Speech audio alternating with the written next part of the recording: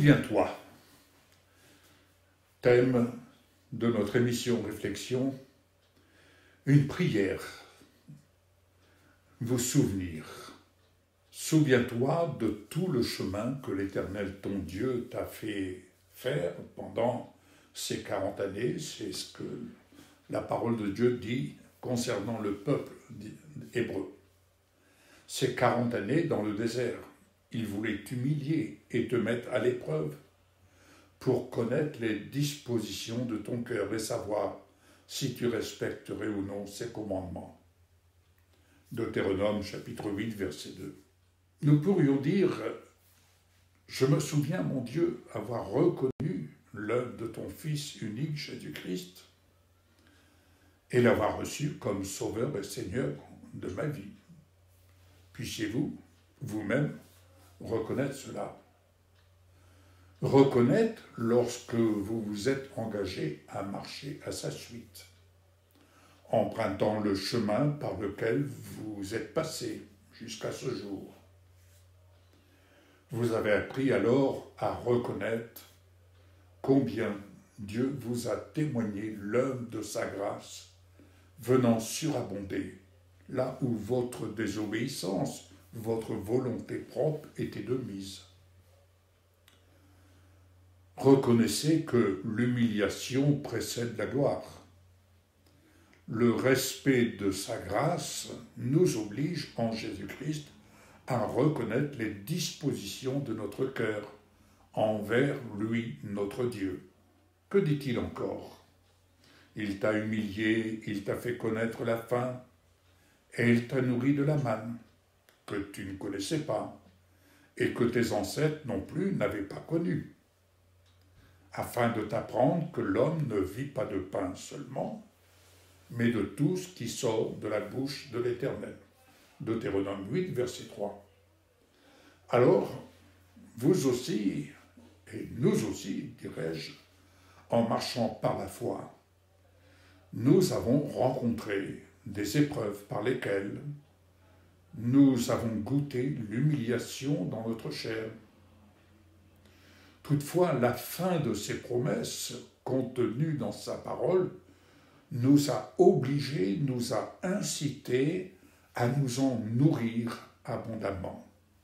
Nous avons alors appris l'importance de ne pas nous satisfaire de l'abondance matérielle, financière, mais de l'abondance de sa parole, et que la porte de notre bouche murmure constamment les promesses, car elles sont toutes issues de la grâce à notre égard.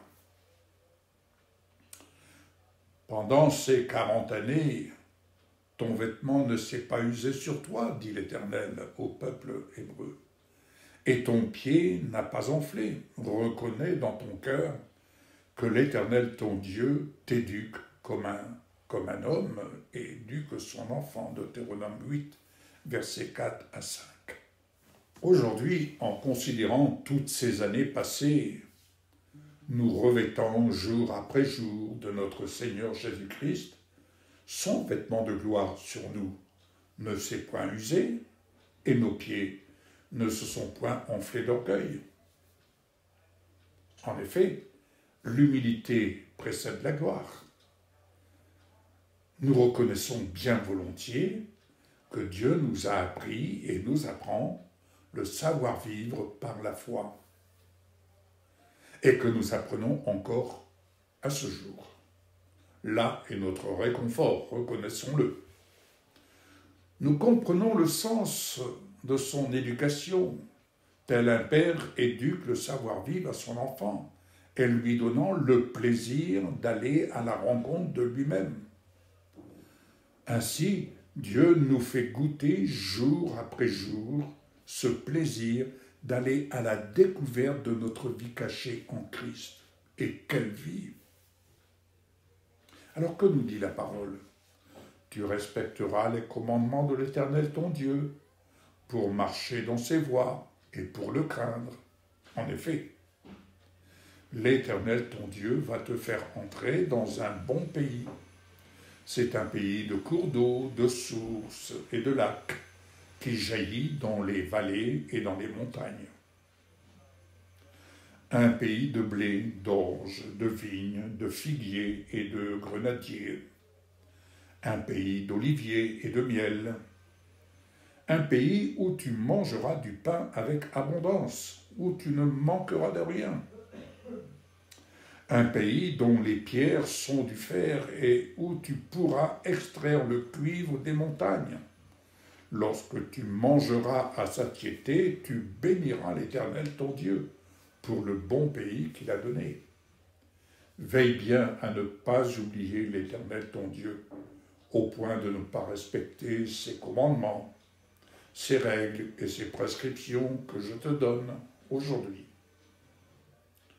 Lorsque tu mangeras à satiété, lorsque tu construiras et habiteras de belles maisons, lorsque tu verras ton gros et ton petit bétail se multiplier, ton argent et ton or augmenter, et tout ce qui est à toi se développer, attention, attention, ne laisse pas ton cœur s'enorgueillir et n'oublie pas l'Éternel ton Dieu.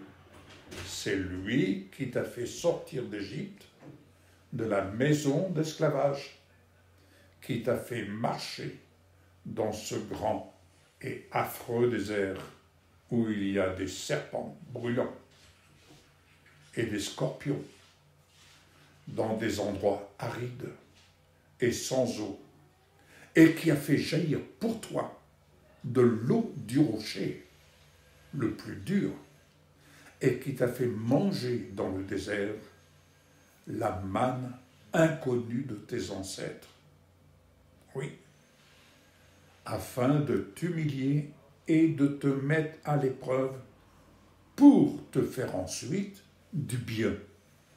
Fais bien attention à ne pas dire dans ton cœur « c'est la force et la puissance de ma main qui m'ont permis d'acquérir ces richesses ». Deutéronome 8, versets 6 à 17. Bien-aimés, sur ce chemin de la foi, la crainte du nom de l'Éternel doit être constante. Cette crainte n'est pas causée par la peur de son nom, rien de tout cela, mais la crainte de son amour dont il n'a de cesse de nous témoigner dans notre attachement à notre Seigneur Jésus-Christ, où notre vie demeure. Il est notre arche de gloire, où nous sommes réfugiés. En lui, la vision du pays de la promesse est un beau et bon pays où nous sommes pourvus de son abondance. Nous ne manquons de rien. Nous sommes bénis de ses richesses. Et il nous rend riches pour bénir d'autres de son champ où il dirige nos pas au moyen de la foi. Cette mesure de foi nous est indispensable. Elle nous vient de sa parole. Nous n'avons pas à nous enorgueillir d'un mérite quelconque. Car tout ce que notre main trouve à faire, c'est lui qui l'accomplit lorsqu'avec lui, notre Dieu, nous sommes, par Jésus-Christ, un partenaire en action. Oui, un partenaire en action. Nous savons d'où nous sommes sortis, de l'esclavage, de l'emprisonnement, des ténèbres, avec toutes les conséquences néfastes sur nos vies et aussi sur notre famille. Personnellement, il m'a sorti de ce champ d'humiliation pour me faire du bien à moi et à ma famille. J'espère qu'il en est ainsi pour vous. Parce que l'œuvre de sa justice, je me souviens, a libéré notre fille cadette d'un esprit d'infirmité en lui redonnant l'usage de la parole. De même, l'œuvre de sa justice a libéré mon être, esprit, âme, corps, de l'emprise des ténèbres. Le sang de Jésus, versé lors de son sacrifice à la croix, demeurant toujours tout-puissant, est venu purifier mon sang et mon corps de la nicotine avec son odeur infecte qui en découlait. Alors oui, notre Dieu, notre Père en Jésus-Christ, Sauveur et Seigneur de notre vie, en considérant tout ce chemin traversé hier par la foi, nous persévérons aujourd'hui à nous découvrir en lui, tandis que notre vie est cachée dans l'œuvre de son Fils glorifié. Ainsi, de jour en jour, nous diminuons afin qu'il puisse croître en nous. Reconnaissons l'importance de son témoignage qu'il nous rend à sa parole, source de notre foi.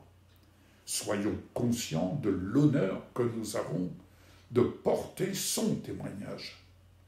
Cette foi dont il nous donne chaque jour la bonne mesure qui nous est nécessaire est le moyen qui nous permet de puiser dans ces richesses portées à notre compte au ciel. Alors, bien-aimés, avec assurance, nous pouvons dire que rien ne manque à quiconque, ayant le respect de son amour qui ne change pas, agit, sert et vit son ciel sur la terre. Ainsi, nous pouvons conclure par cette parole: le ciel est son trône et la terre son marchepied qui lui est fixé. Quelle maison pourrez-vous me construire, dit le Seigneur? Ou quel endroit pourrait être mon lieu de repos? Actes des Apôtres, chapitre 7, verset 49. Bien-aimés, vous qui écoutez cette réflexion, n'oubliez pas, Jésus est le repos de notre foi. Souvenons-nous-en. Et vous, qui découvrez cette émission Réflexion, quel est votre souvenir? Soyez bénis. Merci de nous partager votre souvenir. À bientôt.